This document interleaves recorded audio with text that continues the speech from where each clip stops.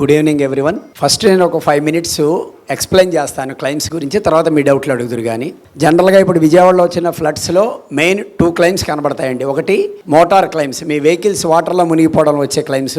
రెండోది వచ్చేసరికి మీ గోడౌన్స్, షాపులు, స్టాకు మునిగిపోతే వచ్చే క్లైమ్స్, హౌస్ కానీ వాటి ప్రాపర్టీస్ మునిగిపోతే. మోటార్ వెహికల్స్ వరకు వచ్చేసరికి ఏమైందంటే, ప్రతి కంపెనీకి ఒక టాటా ఏజీ తీసుకున్నా, గవర్నమెంట్ కంపెనీ న్యూ ఇండియా తీసుకున్నా, మోటార్కి సంబంధించి ఒక 5-10 మంది సర్వేయర్లు ఉంటారు. ఇప్పుడున్న కొన్ని వందల వెహికల్స్ క్లైమ్ వచ్చేయడం వల్ల గవర్నమెంట్ చంద్రబాబు నాయుడు టీము మాతో మీటింగ్ పెట్టి ఏం డిసైడ్ చేశారంటే, ఈ క్లైమ్ ప్రాసెస్ కష్టం అయిపోద్ది అని కంపెనీలు చేతులు ఎత్తేయడం వల్ల ఈచ్ వెహికల్ డ్యామేజ్ కి ఫిక్స్డ్ అమౌంట్ పెట్టేశారు. ఫర్ ఎగ్జాంపుల్ 2-wheeler వాటర్ లో మునిగింది అనుకోండి, దానికి అసెస్మెంట్ ఏమీ చేయక్కర్లా. ఏ కంపెనీలో ఇన్సూరెన్స్ ఉందో ఆ కంపెనీ దగ్గరికి వెళ్ళి క్లైమ్ ఫామ్ ఫిల్అప్ చేసి క్లైమ్ రిజిస్టర్ చేసి వాటర్ లో మునిగిన ఫోటోలు వాళ్ళకి ఇచ్చేస్తే 2-wheeler కి 3,500 రూపీస్ ఇచ్చేస్తారు. అది రిపేర్ 1000 అవ్వచ్చు, ఒకసారి 1000-1500తోనే అయిపోతుంది. అయినా సరే మీకు 3,500 రూపీస్ ఇస్తారు. అలా కాదు, బుల్లెట్ లాంటి కొన్ని పెద్ద వెహికల్స్ ఉంటాయి, కొద్ది క్లైమ్ ఎక్కువ వస్తుంది అనుకుంటే యాజ్ పర్ మీ రూల్ ప్రకారం క్లైమ్ ప్రాసెస్ చేసుకోవచ్చు. షోరూమ్ లో పెట్టి ఎస్టిమేషన్ చేసుకుని క్లైమ్ చేసుకోవచ్చు. అలాగే గూడ్స్ క్యారింగ్ ఆటోలు ఉన్నాయనుకోండి, మీ గ్యాస్ సిలిండర్ తీసుకెళ్లే ఆటోలు కానీ, వాటికి 7,500 నుంచి 10,000 రూపాయలు ఫిక్స్ చేశారు గవర్నమెంట్. దాని ప్రకారం ఆ కంపెనీ మీకు ఇమీడియట్ గా డబ్బులు పే చేసేస్తారు. జస్ట్ ఒక 5 minutes కావాల్సిన రిక్వైర్డ్ డాక్యుమెంట్స్ ఇవ్వగానే మీ అకౌంట్ డీటెయిల్స్ తీసుకుని అకౌంట్ లోకి అమౌంట్ ట్రాన్స్ఫర్ చేస్తున్నారు. ఇంకా టాటా ఏసులు, దోస్తులు వాటికి 20,000 డిసైడ్ చేశారు. 20,000. ఒకసారి ఇంజిన్ పాడైపోతే తప్ప జనరల్ గా 20,000 is more than enough. Commercial vehicles దేనికి ఇంజిన్ కి కవరేజ్ ఉండదు. క్లియర్. 2-wheelers తో సహా 2-wheelers కానీ, టాటా ఏసీలకు కానీ, గూడ్స్ క్యారింగ్ అప్పి ఆటోలకు కానీ దేనికి ఇంజిన్ కవరేజ్ ఉండదు. కనుక ఎప్పుడైనా వెహికల్స్ వాటర్ లో మునిగిపోతే ఇంజిన్ స్టార్ట్ చేయకుండా ఉంటే చాలా వరకు సేఫ్. అయినంత మాత్రాన సేఫ్ అని కాదు, వాటర్ లో పూర్తిగా మునిగిపోతే టోటల్ లాస్ కింద లెక్కేస్తారు. ఇవాళ నాకు వచ్చిన కార్లు 40 కార్లు దాకా క్లైమ్స్ వచ్చినాయి నిన్న ఇవాళ. ఓన్లీ మోటార్ వెహికల్స్ నిన్న ఇవాళ నుంచే బిగిన్ అయిందండి క్లైమ్స్ పెట్టడం అందరూ. ఎందుకంటే వాళ్ళు తేరుకుని ఇంటికి వచ్చిన తర్వాత కదా వెహికల్స్ ఎలా ఉన్నాయి పొజిషన్ చూసేది. మన డ్రైవర్ స్టీరింగ్ స్టీరింగ్ కింద వరకు వాటర్ వస్తే వెహికల్ టోటల్ లాస్ కింద డిక్లేర్ చేస్తున్నారు కంపెనీలు. మీ వెహికల్ పాలసీలు ఎంత అమౌంట్ ఉందో అంత అమౌంట్ మీ చేతికి ఇస్తారు. ఆ వెహికల్ ని వేలం బాటలో అమ్మేస్తారు. టోటల్ లాస్ కింద లెక్క. ప్రస్తుతం ఆల్మోస్ట్ ఆల్ ప్రైవేట్ కార్లు అన్ని టోటల్ లాస్కి వెళ్ళిపోయినాయి. బాలినో లాంటి వెహికల్స్, హైట్ తక్కువ ఉన్న వెహికల్స్ అన్ని మనకి సింగనగర్ లో వచ్చిన 7 feet 8 feet వాటర్ కి టోటల్ లాస్. ఆల్మోస్ట్ ఆల్ చాలా వెహికల్స్ 90% వెహికల్స్ టోటల్ లాస్. దానికి టోటల్ లాస్ సిస్టమ్ ఏంటంటే, మన వెహికల్ ని ఫోటోలు తీసి దాని కండిషన్ ని ఆన్లైన్ బిడ్డింగ్ పెడతారు. దీనికి కొన్ని ప్రత్యేక వెబ్సైట్లు ఉన్నాయి. ఇన్సూరెన్స్ కంపెనీల దగ్గర వేలం బాటలో కొనే కంపెనీలు వెబ్సైట్ లో బిడ్డింగ్ పెట్టిన తర్వాత ఆ వెహికల్ కండిషన్ బట్టి ఒక బిడ్డింగ్ రేట్ ఇస్తారు. హైయెస్ట్ బిడ్ ఇచ్చిన వాడికి ఆ వెహికల్ వాళ్ళకి అమ్మేసి ఆడు ఎంత అయితే బిడ్డింగ్ చేశాడో ఆ అమౌంట్ డైరెక్ట్ కస్టమర్ అకౌంట్ కి ట్రాన్స్ఫర్ పెడతారు. The remaining amount insurance company pay చేస్తారు. దీనికి 1 month నుంచి 1.5 months పట్టుద్ది టోటల్ లాస్ సెట్ చేయడానికి. ఇప్పుడు మోటార్ క్లైమ్స్ వరకు మీకు డౌట్లు ఏమైనా ఉంటే అడగండి. ఒక మైక్ ఇంకోటి ఏమన్నా వాళ్ళకి ఇస్తారా? ఐడివి దానికి కూడా ఉంది, క్లాస్ చెప్తాను. Actual depreciated value or IDV, insured declared value, whichever is less is payable. For example, ఒక వెహికల్ కి అఫీషియల్ గా డిప్రిసియేషన్ ఫస్ట్ ఇయర్ 20%, ఏది ఎక్స్ షోరూమ్ ప్రైస్ కి, second year 25%, third year 35%, fourth year 45%, fifth year onwards 50%. 2 సంవత్సరాల తర్వాత 25% తగ్గించాలి దాని value. 10 లక్షల వాల్యూ 25% తగ్గిస్తే 7.5 లక్షలు డిప్రిసియేటెడ్ వాల్యూ ఓ పక్కన రాసుకుంటది కంపెనీ. మీరు ఆ వెహికల్ ఇన్సూరెన్స్ 7.5 లక్షలు కాకుండా 8.5కి చేశారనుకోండి, మేము జాగ్రత్తగా వాడుతున్నాము, పెద్దగా అరుగుదల లేదు, 8.5కి చేశారనుకోండి, depreciated value or IDV whichever is less payable అంటే మీకు 7.5 లక్షలే ఇస్తారు. మనం 8.5 చేసినా ఇవ్వరు. అలా కాకుండా ఇంకో పర్సన్ దాన్ని 6 లక్షలకే చేశాడు అనుకుందాం ఇన్సూరెన్స్, అప్పుడు కూడా అంతే, which ever is less payable. 7.5 దాని అసలు వాల్యూ, మీరు 6 లక్షలే చేశారు కాబట్టి 6 లక్షలే ఇస్తారు టోటల్ లాస్. మీ డౌట్ ఏంటి సార్? ఏది అడుగుతుంది?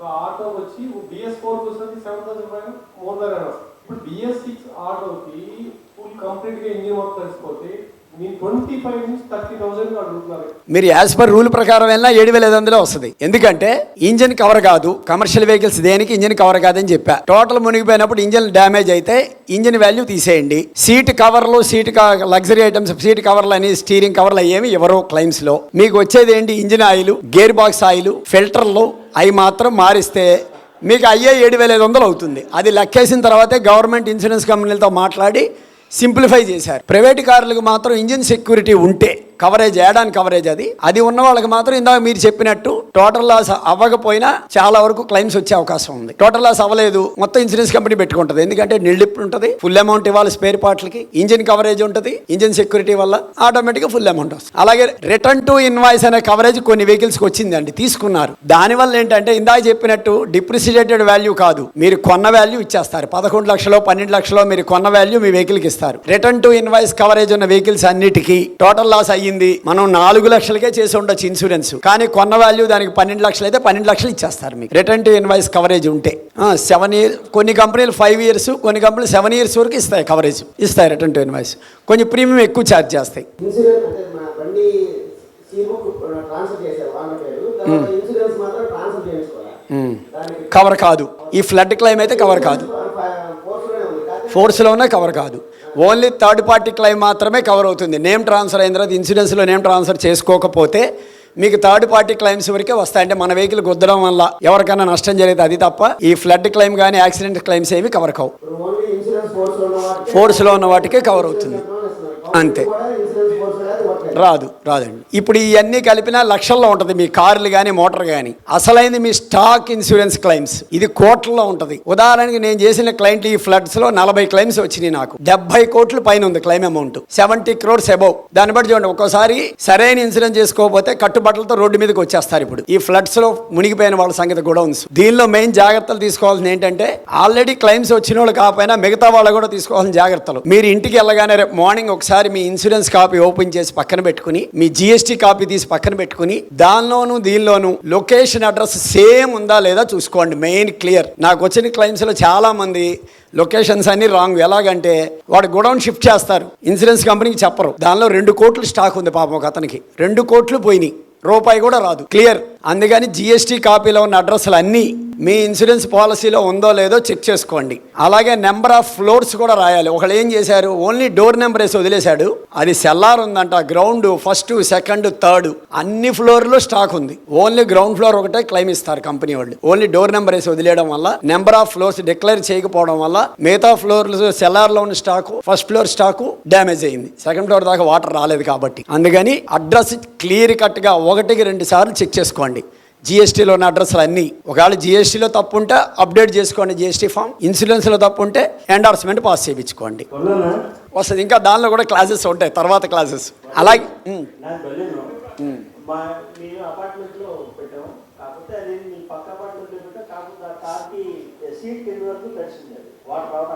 అది సర్వేయర్ ఇంజిన్ టెక్నీషియన్ చెక్ చేసిన తర్వాత ఇంజిన్ పోయిందో లేదో డిసైడ్ చేస్తాడు.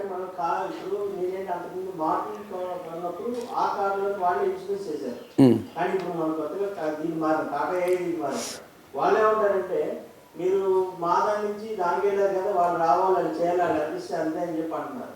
అర్థం కాల నీ క్వశ్చన్ ఏంటో. ఆల్రెడీ వరుణ్లో వాళ్ళే చేసి వాళ్ళకి ఇచ్చేసారు. ఇప్పుడు నేను మళ్ళీ రెన్యూల్ చేసే టైంకి నేను టాటా ఏజీకి వెళ్ళాను. టాటా ఏజీ వీళ్ళు ఏమంటారంటే, వరుణ్ ఏమంటారంటే, మా దగ్గర చేయించుకున్న పని అయితే మీరు ఎవరిని అడగండి, మీరు చేసేస్తాం. కాదు ఒకసారి చెప్పు. ఇప్పుడు టాటా ఏజీకి వెళ్ళారు కాబట్టి వాళ్ళు రావాలి, వాళ్ళు చేయాలి, లేదా వాళ్ళ కార్యం పట్టుకెళ్ళిపోతారు.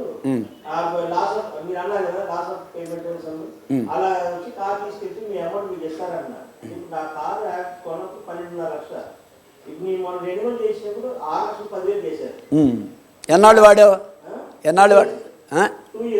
2 ఇయర్స్కి 6 లక్షలకి ఎందుకు పడిపోద్ది? నువ్వు ఫస్ట్లో తప్పు చేసి ఉంటావు. అప్పుడు 2 ఇయర్స్కి 25% తగ్గాలి నువ్వు కొనదాని మీద. అదే దాని ముందు కారు మీద 10% మాత్రమే తగ్గిస్తాం. నువ్వు చేసుకునేటప్పుడే తగ్గించి చేసావనుకో, దాని మీద 10% తగ్గుద్ది. ఇప్పుడు లాస్ట్ ఇయర్ మీద 10% తగ్గుద్ది అంతే. ఇంకోటి కూడా చాలామంది ఇన్సూరెన్స్ చేశాడు ప్రీమియం తగ్గుద్దని మనం 7 లక్షలకి ప్రీమియం చెప్పామనుకో, ఇంకా తగ్గించు, అంత అమౌంట్ ఎందుకు, 6 లక్షలకి చేయి, 5 లక్షలకి చేయి అనేవాళ్ళు ఎక్కువ మంది, 100కి 90 మంది. బండి వాల్యూ తగ్గించు తగ్గించు తగ్గించు తగ్గించు అని చెప్పేవాళ్ళే. ఇప్పుడు నా డౌట్ ఏంటంటే, ఏదైతే మనం డెప్రిసియేషన్ తీసుకొని మేము మీ కార్ని లాస్ ఆఫ్ దానికి తీసేస్తాను అంటున్నారు కదా, ఇప్పుడు నేను ఏం యాక్షన్ తీసుకోవాలి? నువ్వు అప్పుడే కాదు, సర్వే రావాలి. ఇదంతా టోటల్ లాస్ అని చెప్తుంది. ముందు జాగ్రత్తగా కస్టమర్ని ప్రిపేర్ చేస్తున్నారు. సర్వే ఇంజనీర్ వచ్చి చూసిన తర్వాత నీ ఇంజిన్ బాగానే ఉంటే నీకు మామూలుగానే రిపేర్ చేసి పంపిస్తారు. నువ్వు ఇందా చెప్పా చూడు, షోరూంలో చేసి ఇచ్చేస్తారని, అది అప్పుడు కుదరదు. వాడు ఏ రాయలసుందరంలోనో బజాజ్లో చేసి అప్పుడైనా ఆ కంపెనీ సర్వే రావాల్సిందే. కంపెనీ వాడు రాకుండా ఈ షోరూమ్ వాడు డబ్బులు ఇవ్వడం కుదరదు మీకు. ఎందుకని మీకు ఆడ 6 లక్షలు ఇస్తే కంపెనీ వాడు ఆడికి ఇవ్వాలి కదా, కంపల్సరీ కంపెనీకి వెళ్ళాల్సిందే. స్టాక్ సంగతి ముందు ఇంపార్టెంట్ అదే. రెండోది వచ్చేసరికి మీ స్టాకు 4 కాలమ్స్లో ఉంటుంది పాలసీలో. Plant and machinery first column, stock 3 కాలమ్స్లో ఉంటుంది. Raw materials, stocks in process, finished goods. మీరు ఏం చేస్తున్నారనే చూసుకోండి. ఫ్యాక్టరీ వాడు అయితే రా మెటీరియల్స్ రాస్తాడు, సెమీ ఫినిష్డ్ స్టాక్ రాస్తాడు, ఫినిష్డ్ స్టాక్ చేస్తాడు. ఒక మెడికల్ షాప్ ఆయన బ్యాంకులో లోన్ తీసుకుని చేస్తే 4 కోట్ల స్టాకు రా మెటీరియల్స్లో రాశాడు. 4 కోట్ల స్టాక్ రా మెటీరియల్లో రాశారు. Claim dispute. మెడికల్ షాప్లో రా మెటీరియల్ ఉండదు, ఫైనల్ ప్రోడక్ట్ ఉంటుంది, ఫినిష్డ్ ప్రోడక్ట్. కంపల్సరీ మీ పాలసీలో మీరు ఇచ్చిన వాల్యూస్ దేనిలో ఉన్నాయో చెక్ చేసుకోండి.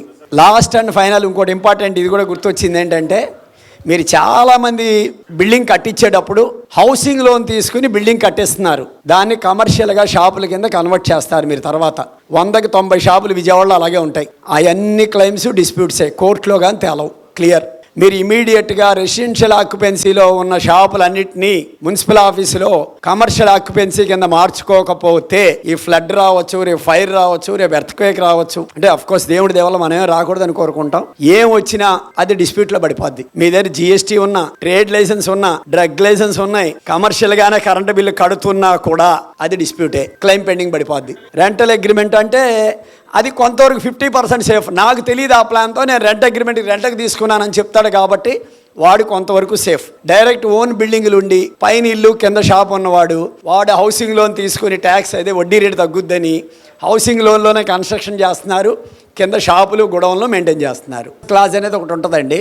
ఒక పర్సన్ సమ్ ఎక్స్ అనే షోరూంలో 1 crore స్టాక్ ఉంది గొడవన్లో అనుకోండి. వాడు ఇన్సూరెన్స్ 50 లక్షలకి చేశాడు. 1 crore స్టాక్ ఉంది, ఇన్సూరెన్స్ 50 లక్షలకి చేశాడు. ఈ ఫ్లడ్ వల్ల ఒక 10 lakhs డ్యామేజ్ అయింది అనుకోండి. చాలామంది ఏమనుకుంటారు 50 లక్షలకి చేసాం కాబట్టి 10 lakhs వచ్చేస్తుంది అనుకుంటారు. అలా రాదు. అండర్ ఇన్సూరెన్స్ క్లాజ్ ప్రకారం 1 crore ఇన్సూరెన్స్ ఉంటే మీరు 50 లక్షలు చేశారంటే 50% ఆఫ్ ద ఐటమ్సే ఇన్సూరెన్స్ చేయబడ్డాయి, మిగతా 50% ఇన్సూరెన్స్ చేయబడలేదు. కనుక క్లెయిమ్ డ్యామేజ్లో మీకు వచ్చిన క్లెయిమ్ అమౌంట్లో 10 lakhsలో కూడా 50% ఇస్తారు. అంటే 5 lakhs మాత్రమే మీకు ఇవ్వబడుతుంది. సెల్లార్ కవరేజ్ అనేది పూర్తిగా డిక్లైన్డ్, తీసేశారు. ఇక నుంచి మీరు సెల్లార్లు ఎవరు స్టాకులు పెట్టవద్దు. ఆల్రెడీ ఎగ్జిస్టింగ్ పాలసీలో సెల్లార్ ఉంటే వాళ్ళకి మాత్రం ఇప్పుడు కవరేజ్ ఇస్తారు. రెన్యూల్ టైంలో ఆ సెల్లార్ని తీసేస్తారు ఇక నుంచి. త్రూఅవుట్ ఇండియా రూల్ అది. పాత పాలసీలో సెల్లార్ ఉంది, కంటిన్యూగా ఉన్నది. బుక్స్ లో 10 లక్షలు ఉందండి స్టాక్. బుక్స్ లో యాజ్ పర్ బుక్స్ 10 lakhs ఉంది స్టాక్ బుక్స్ లో. కానీ ఫిజికల్ గా చూస్తే 100 lakhs ఉంది అక్కడ గోడౌన్. 100 lakhs డ్యామేజ్ అయిపోయింది. పాలసీ 50 lakhs కే ఉంది. అప్పుడు ఎంత వస్తుంది అంటే వాళ్ళ యాక్చువల్ బుక్ స్టాక్ ఎంత? బుక్ ప్రకారం 10 lakhs. మిగతాదంతా వితౌట్. అసలు వితౌట్ స్టాక్తో ఇన్సూరెన్స్ కంపెనీకి సంబంధం లేదు. మీరు ₹1 కోటి స్టాక్ పెట్టుకున్నారు గుడౌన్లో, దానిలో 90 లక్షలు బిల్లు లేకుండా చెప్పనివ్వండి, బిల్లు లేకుండా కొన్న స్టాకు 10 లక్షలు మాత్రమే విత్ బిల్తో కొన్నారు. బుక్స్లో 10 లక్షలే ఉంది. మొత్తం డ్యామేజ్ అయిపోయింది. మీకు 10 లక్షలు మాత్రమే ఇవ్వబడుతుంది. కౌంటింగ్ 10 లక్షలే చేస్తాం. ఎందుకంటే ఇన్సూరెన్స్ కంపెనీ ఫిజికల్గా కౌంట్ చేయడం అనే విషయం తీసేశారు. ఇప్పుడు స్టాక్ ఫిజికల్గా కౌంట్ చేయరు. వాడు ఓన్లీ ఫ్లడ్ వచ్చిన తర్వాత 4 ఫోటోలు తీసుకుని వెళ్ళిపోతాడు. మీ క్లోజింగ్ స్టాక్ని 5 నిమిషాల్లో తీసుకొస్తాడు ఆర్డర్ గారు. ఇన్కమ్ ట్యాక్స్ రిటర్ను లాస్ట్ ఇయర్ది, దాని తర్వాత వేసిన GST రిటర్న్స్, పర్చేజీలు మొత్తం కలుపుతారు. మైనస్ సేల్స్ తీసేసి మీ మార్జిన్ కలిపితే పర్సంటేజ్ క్లోజింగ్ స్టాక్ వచ్చేస్తుంది. కొంచెం అటు ఇట్లో ఉన్నా కూడా ఎవరు బుక్స్లో ఉన్నదే లెక్క. యాజ్ పర్ బుక్స్ 10 lakhs మాత్రమే ఇవ్వబడుతుంది. దానివల్ల నష్టమేం లేదు. కొన్ని ఫరాలు అలాగే ఉన్నాయి సార్. ఒక ఫరాలో 57 లక్షలు ఇన్సూరెన్స్ చేసుకున్నాడు, 53 లక్షల స్టాకే ఉంది యాక్చువల్ స్టాకు. వాళ్ళ దగ్గర వితౌట్ ఏ ఉండదు. వాళ్ళకి 16 లక్షలు అంత డ్యామేజ్ అయింది. 16 లక్షలు వచ్చేస్తుంది వాళ్ళకి. ఇలా గొడవలు ఎక్కువ ఉంటే ఏంటంటే ఫ్లోటర్ పాలసీ అని ఒకటి ఉంటుంది. 10% ప్రీమియం మీరు ఎక్స్ట్రా కడితే ఏ గొడవలో ఎంత ఉన్నా ఆటోమేటిక్గా కవర్ అయిపోద్ది. పాలసీలో ఏం రాస్తాడంటే పైన 2 crore సమ్ ఇన్సూర్డ్ అని రాస్తాడు, కింద గొడవలు అడ్రస్లు ఇచ్చేస్తాడు. ఆ 2 కోట్లు ఈ కింద అన్ని గుడౌన్లో ఎక్కడ ఎంత ఉన్నా కవర్ అయిపోద్ది. ఇవాళ ఒక గుడౌన్లో 50 లక్షలు ఉండొచ్చు, ఇంకో గుడౌన్లో 25 లక్షలు ఉండొచ్చు, రేపు ఇక్కడ 25 అక్కడ 50 ఉండొచ్చు. ఎలాగున్నా కవరేజ్ వస్తుంది మీకు.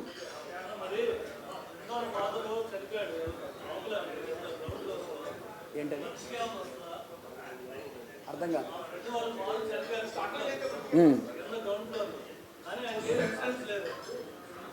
అది కాంపెన్సేషన్ ఏమైనా గవర్నమెంట్ ఇస్తే తప్ప ఇన్సూరెన్స్ కంపెనీకి అని సంబంధం లేదు. ఫ్లడ్ విక్టిమ్స్కి గవర్నమెంట్ ఏదో 10 లక్షలు ఏదో కాంపెన్సేషన్ ఇస్తుంది కదా, అంతవరకే.